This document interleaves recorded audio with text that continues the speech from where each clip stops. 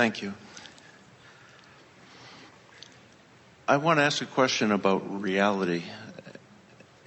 And that I've had a couple of experiences recently that made me think I was hallucinating. Good. I was buying some scratch tickets. And a couple of times I've gotten $100 winners, and I really enjoy that feeling. And this winter, I was scratching a ticket, and the numbers matched, and I don't scratch the prize amount because I don't want to see what I'm not getting. I only scratch it when I've matched a number and I can see what I'm getting. And it was $10,000. And I got this electrical feeling over me, and the feeling, and I said, oh my God! And I sort of didn't focus on the ticket, and then when I looked back, the numbers didn't match, and I said, oh, I hallucinated. I made a mistake. And a couple... Well, if Esther can have the dream she had,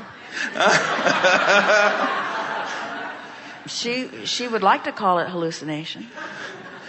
When you're inside the vortex, in other words, when you get tuned in, you do begin to see things as you want them to be. And if you see things as you want them to be vividly enough, then the universe must deliver them as you want them to be.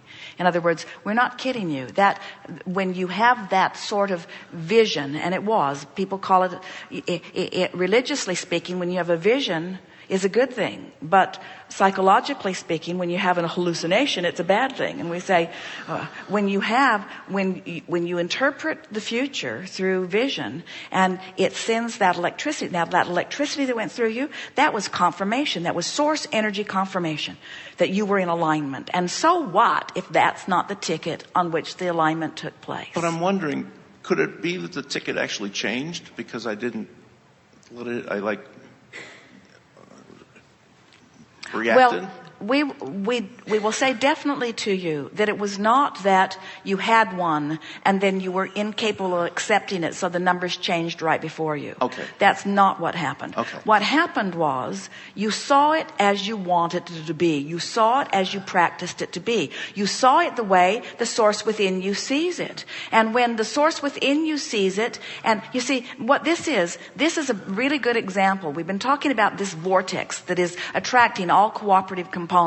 So here you are wanting to win, hoping to win, and you're actually not desperate or anything close to it. You're playing a game. It's entertainment for you. Of course you would like to win, and of course those dollars are in your vibrational reality. And so here you were on this playful edge of hopefulness, and so the vortex just took you in. And for a moment you saw it the way you want it to be, the way it is on the inside of your vortex. But once you're in there believing, next time that happens, the numbers won't change back. You see, it's just an opportunity to realize. And the visceral feeling, that's the thing that we want you to take away from this. You had an experience where you felt the physical sensation of sort of being jerked into alignment with who you really are. And it felt like an electrical shock. I remember as a child, I once touched an outlet. I got this electrical shock, and it felt like that. When Esther first allowed us to flow through her, in those early days, she explained, it feels like I've got my toe in a light socket, because she was not up to speed with our energy.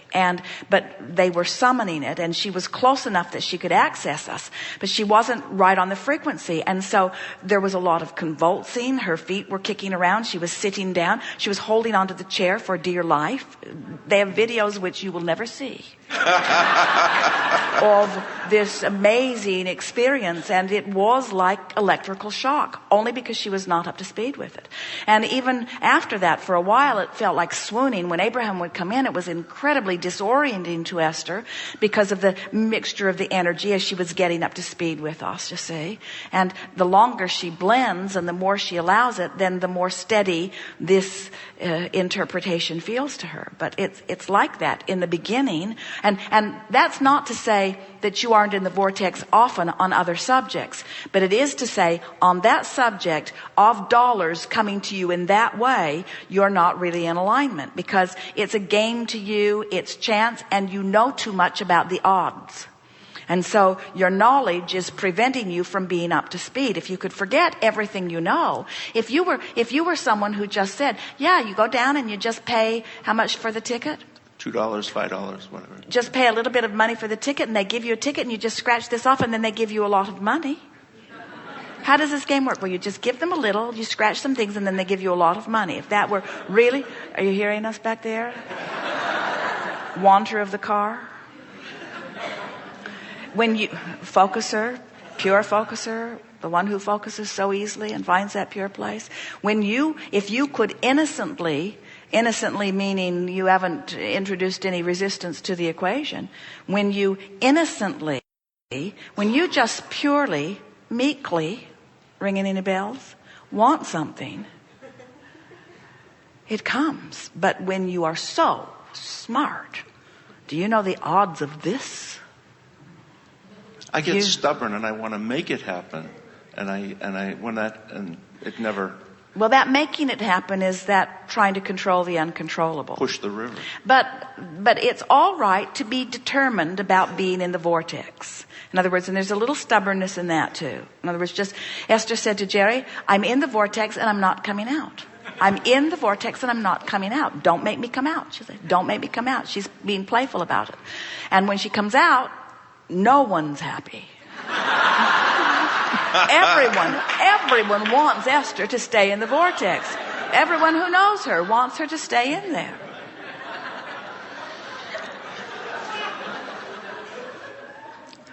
I had another experience that's like this, and I've tried to get back to that, and I can't make myself get back to it. But well, say it differently. We know that this is conversation for clarification, but say it differently.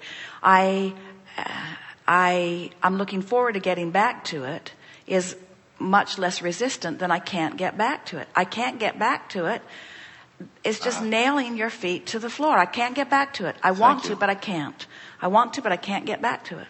And words don't matter, but they are descriptive of how you feel. So if you say, I can't get back to it, then that's how you feel. Got to change that feeling. And isn't there a difference in the feeling, I can't get back to it, I can't do it, and I want to? Yes. Or I'm looking forward to it. Or it's going to be kind of fun when it happens. And I don't exactly know how it's going to come, when it's going to come, where it's going to come from, who's going to help it, but I like the idea of it coming. Feel how much less resistant that is. And when I let go, these things happen. When you let go, it comes. Yeah, I had the sensation of laughing when I was going by a supermarket, and I thought of a scratch tickets in my life. I thought of a scratch ticket, a type of one, and I wasn't going to the supermarket, and I was thinking about it, and started me laughing when I thought about it. So I pulled in, wanted to follow, I'm trying to do the Abraham thing, one in, and there's the tickets, and I buy 4 or 5 of them, they're losers, and the 6th one was $500. And I stopped, and I said, there it is.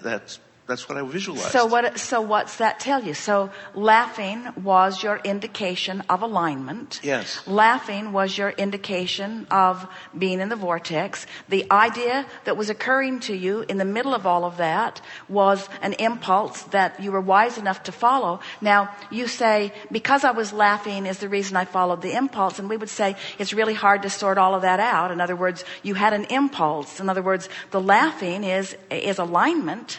In other words, when you're feeling like that, it's alignment. So now you take that away and you say, next time I have that jovial, uplifted, free, no risk, lighthearted feeling, it means I'm on the track of something. Anytime. See, when we talked, so you went in. Now this is wonderful. This is a perfect opportunity to talk about the 2 ways you know about your guidance. One is when it manifests, and we said we call that post-manifestational awareness. The other is by the way it felt. In this situation, you've got both of them right there. In other words, you have the post-manifestational awareness of something that you wanted that happened, and you had the pre-manifestational awareness of something that was laughing and felt good. Yay. Yes. Isn't that a wonderful thing to know? So never again. Now you've got that. Hold that feeling. Hold that feeling. And now what were those words that you said earlier? Something about, I don't know how to get there? Focus. You do know. You do know, don't you? You just have to focus. I know. I knew that, so I know everything.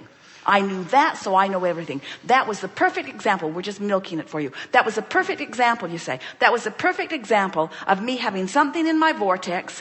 The source within me knew the path, knew exactly how to cause the rendezvous, because creation is rendezvous. I rendezvoused with that grocery store at that time for those purchases, knew exactly how many tickets I needed to purchase in that moment. It was the sixth one. You bought 6 and it was number 6. You knew exactly how many tickets you need to purchase in order to have it. If somebody else had beat you there first, you might have only needed to purchase 1. Or if you'd gotten there earlier, you might have had to purchase 20 or 30. You had the impulse. You knew exactly how many you needed to purchase because the vortex was calling you. And when you're in the vortex, you just know. You just know. No one was speaking it in your ear. You didn't look and the number 6 appeared on the palm of your hand in blood. In other words, it's not anything that dramatic. It's just, you just knew. You just followed the light, good feeling trail.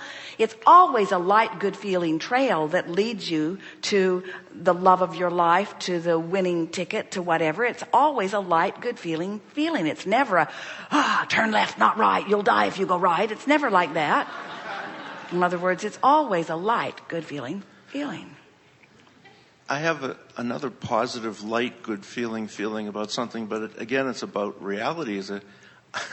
And I've had dreams about it, and now daydreams of flying, like being able to levitate, to help and do things. And I'm thinking that's like so outside reality. They'd lock me up if I told people. But hear this. You see, that's a vibrational manifestation. It's a dream manifestation that is an indication of how you're feeling. In other words, that dream's not telling you that you're going to fly. That dream's telling you that you feel free. Yes.